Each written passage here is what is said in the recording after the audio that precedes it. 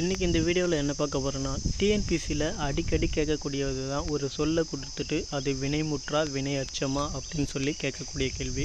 இதில் நிறைய வரும். இந்த வீடியோவில் பெயரச்சத்தை மட்டும் இந்த வீடியோவில் பார்க்கலாம், முழுமையாக பார்க்கலாம்.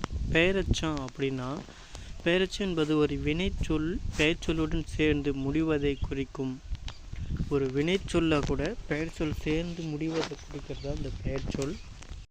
ஒரு வினைச்சொல் முற்று பெறாமல் பெயர்ச்சொல்லை கொண்டு முடியும் போது அது பெயரெச்சம் எனப்படும்.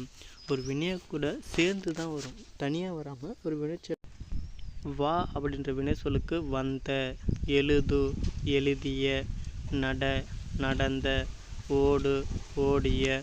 நம்ம இதுக்கு முன்னாடி பார்த்தோம் வினை முற்று. அதை பார்க்காதவங்க போய் பாருங்கள். அதை பார்த்தீங்கன்னா உங்களுக்கு இன்னும் கொஞ்சம் ஈஸியாக புரியும். அடுத்து இந்த எடுத்துக்காட்டை பார்த்தீங்கன்னா உங்களுக்கு இன்னும் ஈஸியாகவே புரியும்.